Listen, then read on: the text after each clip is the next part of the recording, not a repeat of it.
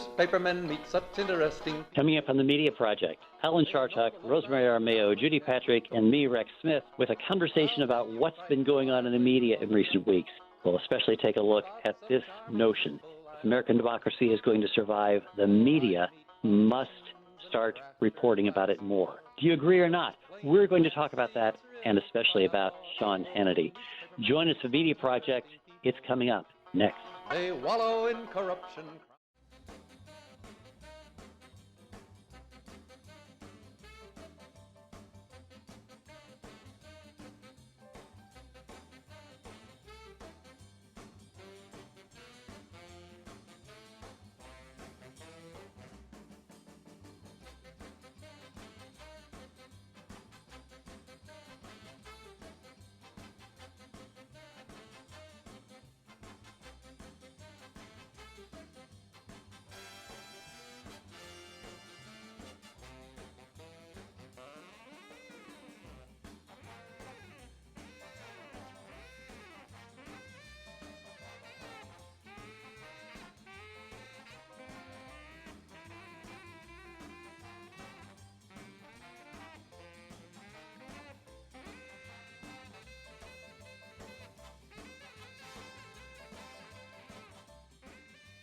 Oh, newspapermen meet such interesting people.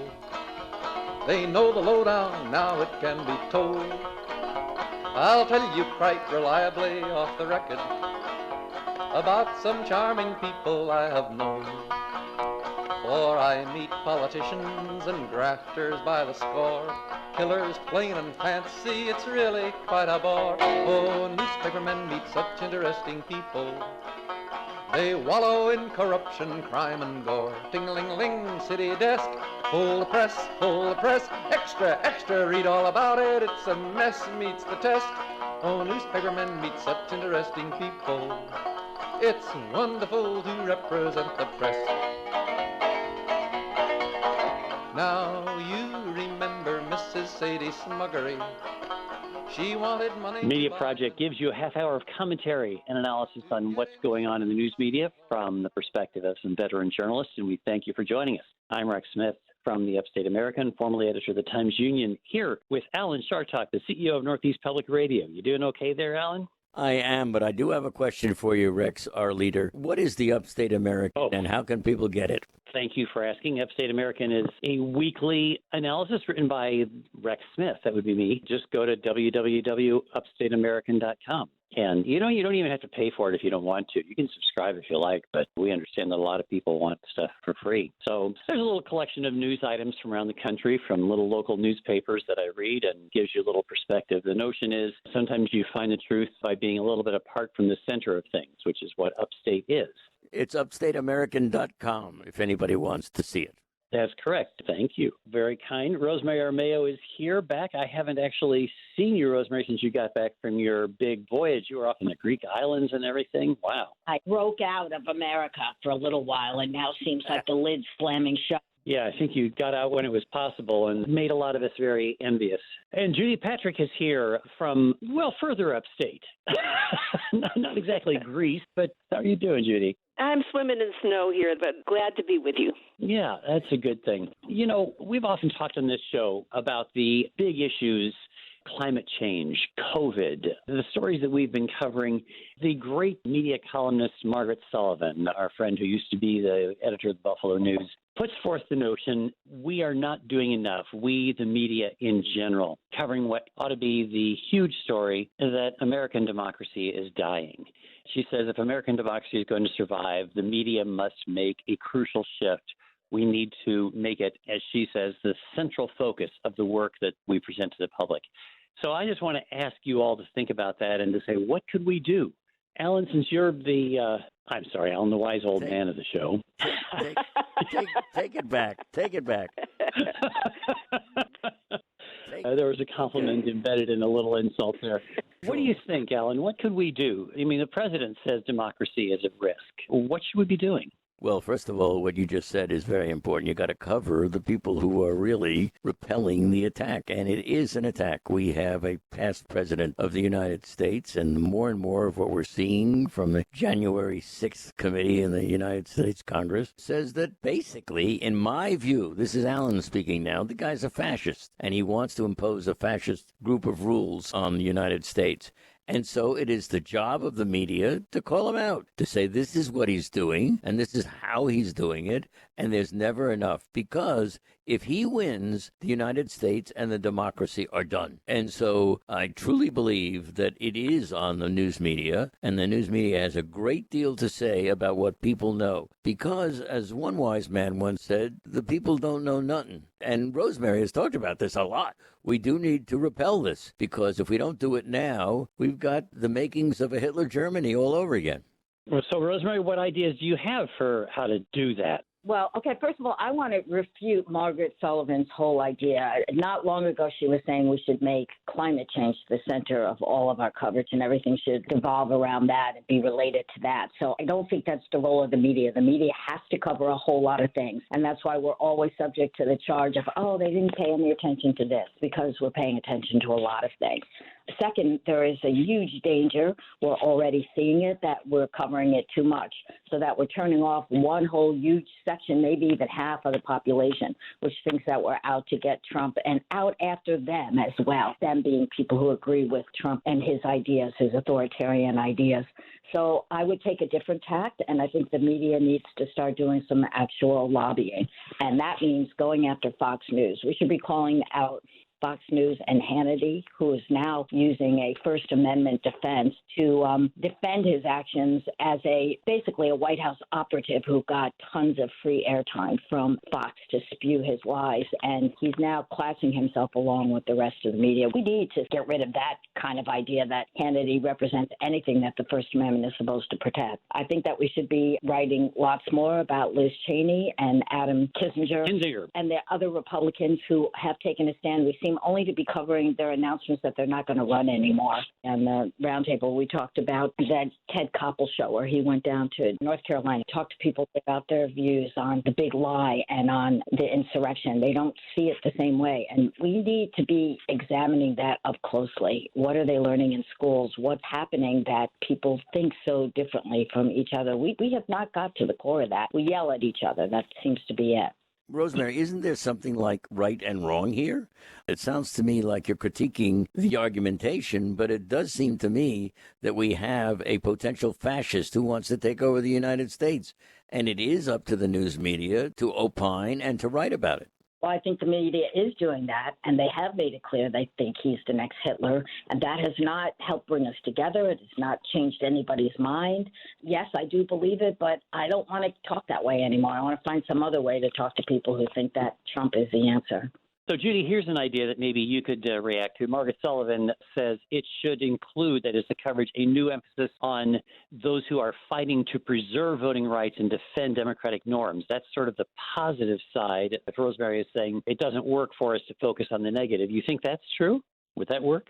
I think it's certainly a step in the right direction. A lot of this could be accomplished at the local level. We tend to think of this as a big national issue, and that's hard for the average person to put their arms around in many ways. There are a lot of things happening at the local level that the news media needs to pay attention to, and other things they need to not pay attention to. Right now, you're getting a lot of coverage at the local level of anti-vaccine or the people who believe in the big lie. I think instead of giving oxygen to that kind of coverage, we need to focus more on the people who are standing up and doing the right things. For example, if you remember, back in the fall, we had all these school board meetings where people were coming forward, and you had the anti-masking and the anti-vaccine mandate crowd coming forward, and we should be taking a harder look at what's happening, who's fueling this, and asking the hard questions that local journalists can ask instead of CNN does a lot of this big lie coverage, and in my view, you tend to glaze over it at some point. It's so redundant. Instead of being interesting and taking it places like who funded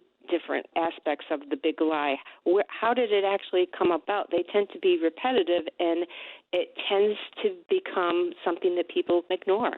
Yes, but that is difficult. I think that the point that Rosemary mentioned is that we're not getting to the people who are the articulators of these negative views, the people who don't believe anything that we're publishing anyway. There's a point that's made by some recent research that when we look at building our audience, our radio audience, our TV audience, our readers, if you're still in print, we're looking at the people who are already likely readers, likely viewers, rather than going after the people who are hostile. And I don't know how you make progress as a society if you're just going to sort of write off this huge portion of people, the 40% of Republicans, let's say, who believe Trump's big lie theory. I'm not sure how to reach those people. Do you have any ideas, Alan? Yes, I do have some ideas, and that is it has to be played straight. I'm not at all worried about offending the people who are subscribers to the big lie. I think you have to go forward. If you're right, you have to say it. You have to present it. You can certainly present their arguments. There's no problem with that. But you darn well better confront it now, or the results in this country are going to be disastrous. But you're not going to get them. The problem is the people who listen to us on this show, for example, or to your morning commentaries, are not those people. They're off listening to the screamers on the AM band who are telling them that they're right and that the media is the enemy. But, Rex, there are 30% of them, and it's not that big an audience. In other words, it's enough to make you hold on for dear life when they get up to attack the Capitol. But when you look at the numbers, there just aren't that many of them. You have a majority. One of the reasons Trump must be thinking very clearly about whether he wants to run for president again is he knows that the people are not with him. I think Dave Barry in his annual rundown of the year had a really funny comment about how all the people continue to resist the vaccines despite being told over and over by the media what idiots they are. An argument, he says, tongue-in-cheek, that usually works. That's what we're doing here. I think we're turning off not only people who disagree, who are on the Trump big lie side, but even those of us who think it's a horror and a nightmare. We're sick of hearing it, and we're seeing reduced numbers of people watching television news, and we're bombarded. I think people are screaming for advice and information on what they can do. One step in the right direction was Jimmy Carter, a man who not only was, he's a Democrat, but in the years since he left the White House, he's become a world statesman and an advocate for voter rights. He wrote a wonderful column about the danger that we're facing. And I think that needs to be hammered home. It has to come from people who are respected in the community and are not part of the fray anymore. Carter has nothing to gain or lose. He is not going to be around that much longer, frankly. And so he's speaking to people who are the future. And we need to do that more. And I can't emphasize enough that every time Fox puts out a story like the ones that they have been on both the virus and on the big lie, it has to be countered by other media. We have got to point out they said this, but here's the fact. Fact-checking Fox News. I couldn't agree with you more, and I think every journalism program in the country, if you're training young journalists, you need to tell them you cannot work for Fox News. You can't take a paycheck from Rupert Murdoch if you are going to consider yourself to be a reputable journalist. There is no such thing as reputable journalism at Fox News because it's all tainted by this terrible thing that they're doing. But there's still millions of people, though you can take comfort from this.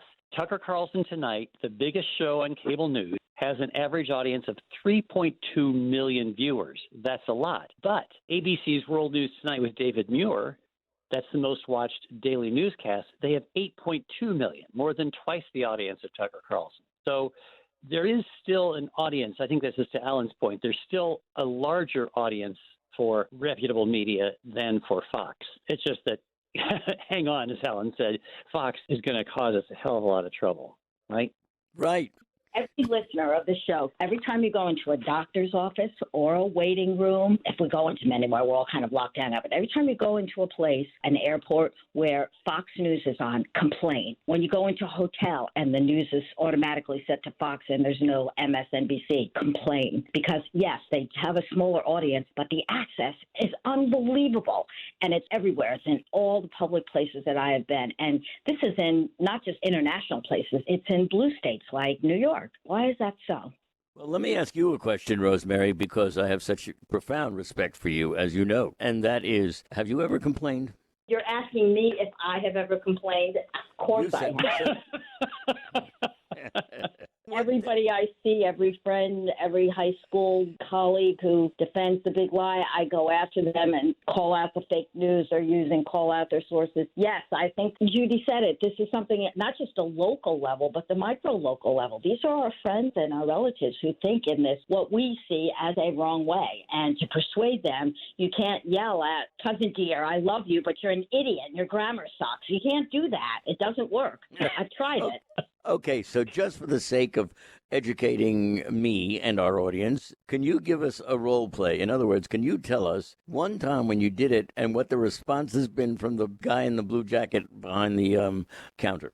Yeah, I mean, I pretend to be polite and I go up and say, excuse me, but you have to put on another channel. That's just, I'm sorry, it's objectionable. Many people in here don't like it. I won't say anything, but I will. Please, can you change it to something else? Even Oprah would be better. Yeah, the car dealer had it on the other day. What do they say? They scramble to do it because people are sheep, and many people may be thinking this, but they don't do it. So I'm saying do it. If this is what's being blasted out there, don't stand for it. I mean, the alternative is to stand under the TV and yell, lie, fake news, and that won't get you anywhere. So ask to have the channel changed. And if it's a non-political or non-news station, that's fine because it's all better than Fox. Perry Mason reruns, perhaps. I think that's the right idea. There are many places where you can sort of exercise that. The number one best-selling new book of 2021, according to Amazon, was by Mark Levin, the right-wing talk host called American Marxism. You know, people need to be complaining to these publishers about their choices in publishing. There needs to be more activism, I think, by citizens, by those of us who really care about the survival of American democracy, if we're going to preserve it. So Ellen alluded to, or maybe Rosemary did as well, the hypocrisy of Sean Hannity.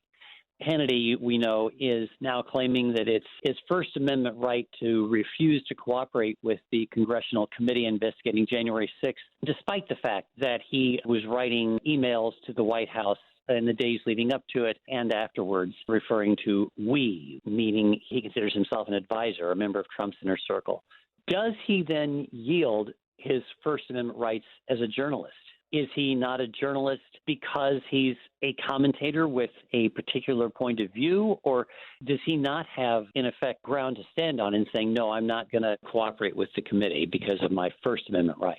There definitely is hypocrisy involved on his part. He has said repeatedly, I'm not a journalist, I'm a talk show host. And he certainly doesn't act like a journalist. And his actions in those email and in his daily calls, nightly calls to Trump, were as a political insider and as a Trump aide, not as a journalist. However, as soon as you're dealing with Congress going after information taken from a alleged news host or a news station, you run into really murky territory. The First Amendment has been defended in the past by pornographers. Certainly I'm not one of those. Larry Flint did more for the First Amendment than I ever did as an investigative reporter. And so do I really want to throw him out and say, no, he doesn't get the protection?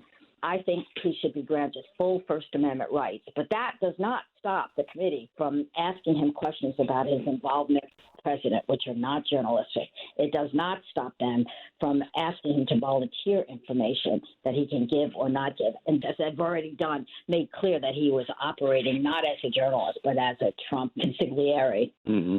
I understand exactly what Rosemary is saying, and as a great Rosemary fan, I frequently agree with what she is saying. In this case, I certainly do. And he is how do I want to put this? He's a guy who really has annoyed an awful lot of journalists and has created this myth of I have rights and you have no right to talk to me to the January 6th committee. Look, he is a part of a problem that may bring down the whole American government. And, of course, we have a right to have our representatives question him when it comes to something he did at one of these very vulnerable times. Yeah. Right. If Hannity was a journalist, he would have reported on the air all of the stuff he knew what was going on behind the scenes, because that's what journalists do. They report the truth, and the truth is in these emails or these text messages to the White House. You know, it's not unusual. I mean, it's not unheard of for reporters to advise. It's out of the ordinary, but just think about Chris Cuomo, who lost his job doing a far lesser amount of advising to his brother, Andrew Cuomo. Ben Bradley, if you remember back in the day, was advising JFK when he was working for Newsweek, but to far lesser extent. Hannity was actually part of this kitchen cabinet or this. He was an advisor to Trump in a way that no one else has ever been. We need to remember that the reason journalists do not want to be part of the investigative process. We don't want to be subpoenaed. We want to retain our independence. We don't want the public to perceive us as part of that process. And in this case, nothing Hannity did was news gathering.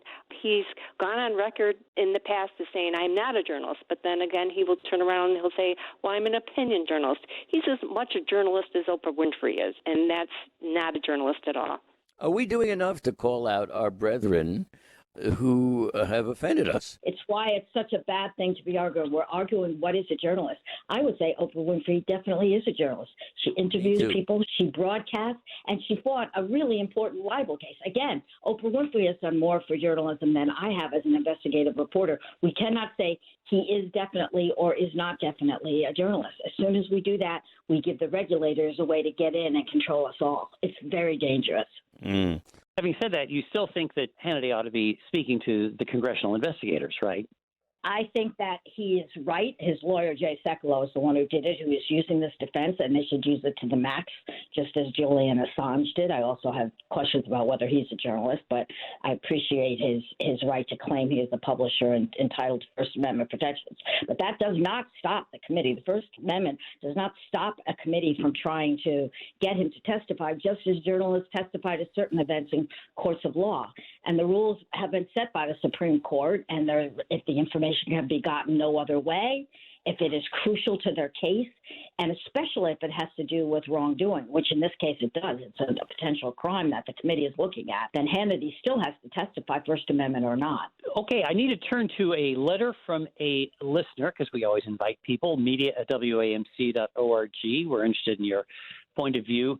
One of Dr. Chartock's former students from years ago when he was teaching at SUNY New Paltz writes, Luke in Warwick writes to say that he was watching the coverage of the massive snowstorm that trapped people on I-95 in Virginia for 29 hours, points out that the traveler who had been stuck said that after an hour or two of sitting, waiting for the traffic to move, he tried and failed to find a radio station with any information about what was going on, and not a single vehicle was moving. And despite the fact that the Virginia, Maryland, D.C. corridor is full of both AM and FM radio stations, none of them had live local news capability anymore through the night. And the traveler ended up tuning to Twitter to find out what was happening, using hashtag like hashtag StuckOut95 and so forth. So the question that Luke in Warwick asks, what happened to the obligation of broadcasters to contribute to the public good and welfare? By reporting on the news that can be important to the citizenry, by providing important updates in the case of storms and other emergencies. What happened there? Is there no longer a public service obligation, or is it just beyond the budgetary capacity of news organizations to provide that kind of coverage? Anybody have thoughts on that? Well, I do. I do think it is the obligation of radio and television stations to report on this. Now, frankly, Rex, I heard a lot of that myself. I get up and I listen to the radio a little bit in the middle of the night, and I heard about this massive mess that was out there. So I think Luke was an outstanding student and a right to raise this stuff, but I think some of that was being done. There's also a technology issue here. Yes, radio and newspapers still have that same obligation to report news of public interest like that. However, Twitter is better. If you're going to look at something happening immediately, go to Twitter.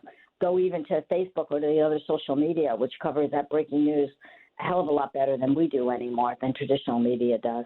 Well, and if you are traditional media, you are delivering it on Twitter anyway, right? I mean, your newsroom is using social media as your publication base. That is your platform. So probably these people who were turning to Twitter were getting it from some of the legacy media, right? Yeah, that's a point, of course. But you don't look for your newspaper on the doorstep, which is how I interpreted the letter, rather than go to Twitter and read what's coming in under the hashtag storm or whatever. And events like this are fairly rare. They don't happen that often, but I have remembered times in the past when the power is out, when the cable TV is out, and you are relying on radio for that information. And if the power is out for many days, the local newspaper on the doorstep will provide you the information about where to go for fresh water. There have been cases when tornadoes come through. Again, they don't happen that often, but it makes you realize that our reliance on the Internet, our reliance on cable TV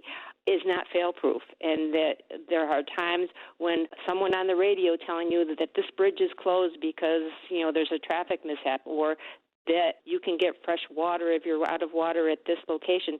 It's an essential service. The need for it doesn't happen all that often, thank goodness, but it is a wonderful service, and it's sad because it's not like the information just flows. You need a person, a journalist, a reporter, an information gatherer to get the information and to put it out there, and that costs money. Or to open up the telephone lines, right? At WAMC, for example, Alan, you can bring people on the air who are sitting trapped in a traffic jam, if that had happened here. And I know there are occasions when you all pile into the studio and go live when what was some big story this past year? You did that. You went live on a big story, as I recall. Cuomo's resignation, correct? Right, exactly. And if it's a storm or a hurricane, something like that, yep, you can tap listener and viewer interest. And now the technology exists to actually, of course, get those voices on. And basically the media platform becomes a moderator of the user-generated content. Yep. That's the term, folks. Okay. We have run out of time. Our half hour is up. Yeah, I'm afraid so, Alan. We'll have to be around next week. We promise, folks, we will. Come back next week for the Media Project. Alan Chartock, I'm Rex Smith with Rosemary Armao and Judy Patrick. We are appreciating our producer, David Gastina, and we appreciate you folks for joining us this week on the Media Project. Such interesting people. When they know they've got a people's fight to wage, ting-a-ling-a-ling, newspaper gill, got a free new world to build. Meet the people, that's a thrill, all together fits the bill. Oh, newspapermen are such interesting people. It's wonderful to represent the guild. Now you remember Mrs. Sadie Smuggery. She wanted money to buy a new fur coat. To get insurance, she employed The Media Project is a production of WAMC Northeast Public Radio. Alan Chartock is CEO of WAMC, Professor Emeritus at the State University of New York, commentator, columnist, and author. Rex Smith is the former editor of the Albany Times-Union. Judy Patrick is the Vice President for Editorial Development for the New York Press Association. And Rosemary Armao is an investigative journalist and adjunct professor at the University at Albany. You can listen to or podcast The Media Project anytime at WAMC.org or just download the WAMC app for your iPhone or Android at the Play Store today. Thanks for listening. Now newspapermen are such interesting people. They used to work like hell just for romance. But finally, the movies notwithstanding, they all got tired of patches on their pants. They organized a union to get a living wage. They joined with other actors upon a living stage. Now newspapermen are such interesting people. When they know they've got a people's fight to wage. Ting-a-ling-a-ling, newspaper guild, got a free new world to build. Meet the people, that's a thrill, all together fits the bill. Oh, newspapermen are such interesting people. It's wonderful to represent the guild. Now publishers are such interesting people. Their policy's an acrobatic thing. They claim to represent the common people. It's funny, Wall Street never has complained. Ah, but publishers have worries, for publishers must go to working folks for readers and to big shots for their dough. Now publishers are such interesting people.